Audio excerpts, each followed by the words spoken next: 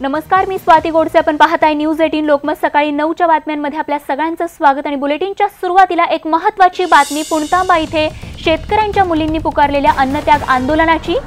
तर कृषी कन्यांच्या अन्नत्याग आंदोलनावर पोलिसांची दडपशाही या ठिकाणी सुरू असल्याचं बघायला मिळतंय. पोलीस आणि महसूल प्रशासनाकडून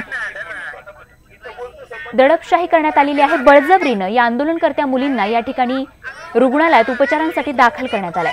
तर आंदोलक निकिता जाधव, पूनम जाधव यांना बळजबरीनं रुग्णालयात हलवल्याचा ग्रामस्थांचा आरोप आहे. तर पुणतांब्यामधील उपोषण स्थळावरचा मंडप देखील या ठिकाणी काढण्यात आल्याचं कळतंय. हरीश दिमोटे आमचे प्रतिनिधी अधिक तपशील देत आहेत. हरीश, काय अपडेट?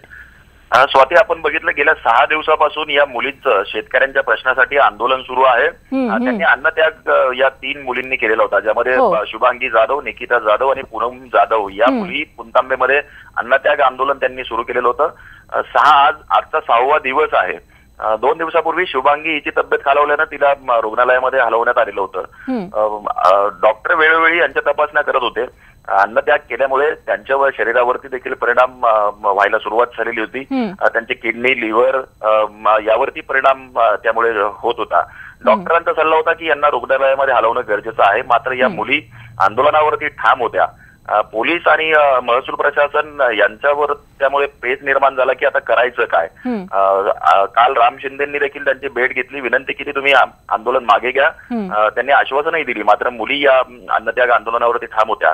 रात्री मात्र पोलीस आणि महसूल प्रशासनानं थेट या सगळ्यांचा विरोध न जुमानता या मुलींना त्या ठिकाणावरनं उचललं आणि नगरच्या सिव्हिल हॉस्पिटलमध्ये दाखल केलाय.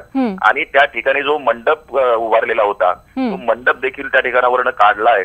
आणि या मुलीचे जे वडील आहेत, धनंजय जाधव, जे किसान क्रांतीचे समन्वयक आहेत, यांना देखील पोलिसांनी ताब्यात घेतलंय. आता पोलीस स्टेशनमध्ये त्यांना ठेवलेलं आहे. आता सगळे जे आंदोलक आहेत, ग्रामस्थ आहेत, नागरिक आहेत, थोड्या वेळात पोलीस स्टेशनवरती जमा होत आहेत. त्या ठिकाणी ते ठिय्या आंदोलन करत आहेत आणि धनंजय जाधव यांना सोडावं आणि ही जी दडपशाही आहे ही थांबवावी अशी मागणी कुठेतरी हे सगळे करताना दिसतात. अगदी हरीश, आणि याच पार्श्वभूमीवर आपल्याकडून अशीच तपशीलवार माहिती या पार्श्वभूमीवर घेत राहणार आहोत. तुर्तास धन्यवाद या माहितीसाठी. सिद्धार्थ गोदाम आमचे प्रतिनिधी देखील याच बातमी संदर्भात अधिक तपशील देण्यासाठी आपल्या सोबत आहेत. सिद्धार्थ, आपण पाहतोय खरं तर 4-5-6 दिवस होऊन जात आहेत या आंदोलनाला, तरी सुद्धा अजूनपर्यंत या मुलींना, आंदोलनकर्त्यांना कोणतंही ठोस आश्वासन प्रशासनाकडून देण्यात आलेलं नाहीये. उलट हे आंदोलन कुठेतरी आता संपत असल्याचं बघायला मिळतंय. कारण आंदोलन स्थळावरचा मंडप देखील हलवण्यात आलाय. त्याचबरोबर मुलींना देखील आता या ठिकाणी रुग्णालयात हलवल्याचं कळतंय. त्यामुळे आता पुढची दिशा नेमकी काय आंदोलनाची? स्वाती, एक गोष्ट आपण या ठिकाणी बघायला पाहिजे की हे आंदोलन प्रशासनानं दडपून टाकण्याचाच प्रयत्न केलेला आहे, हे अत्यंत खरं आहे. मात्र दुसरी महत्त्वाची गोष्ट एक लक्षात ठेवा की लोकसभा, विधानसभाच्या निवडणुका जवळ येऊ लागल्या आणि सत्ताधाऱ्या पक्षाला कधीही अशा पद्धतीच्या आंदोलनं निवडणुकीच्या तोंडावर परवडत नाहीत. आणि शासनाची जी काही यंत्रणा असते, गुप्तचर यंत्रणा, त्या गुप्तचर यंत्रणेकडून अशा पद्धतीच्या आंदोलनाची दररोज इनपुट्स गृहमंत्रालयाला जात असतात. आणि त्या रिपोर्टमध्ये अशा पद्धतीची माहिती आहे की या 3 पैकी एका जरी मुलीच्या जीविताला धोका झाला तर मोठा भडका उडू शकतो. कारण लोकांच्या मनामध्ये नाराजी आहे, तीव्र संताप आहे. त्यामुळे आता प्रशासनाने खबरदारीचा उपाय म्हणून या 3ही मुलींना ज्या उपचारासाठी सुरक्षित ठेवलेला आहे. मात्र एक महत्वाची गोष्ट या ठिकाणी अशी की त्या ठिकाणी त्या मुली आपलं उपोषण असं सुरू ठेवणार आहेत.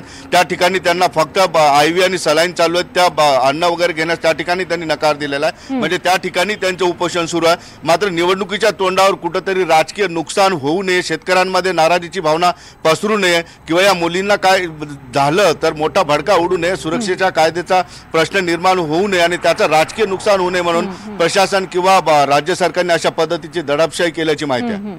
अगदी सिद्धार्थ, राजकीय नुकसान टाळण्यासाठी हे आंदोलन दडपण्याचा प्रयत्न प्रशासनाकडून होत आहे. त्यामुळे आता आंदोलनकर्त्या मुलींची पुढची भूमिका काय राहणार हे पाहणं महत्त्वाचं ठरणार आहे. तुर्तास धन्यवाद या माहितीसाठी. वेळोवेळी अशीच अपडेट आपल्याकडून घेत राहू.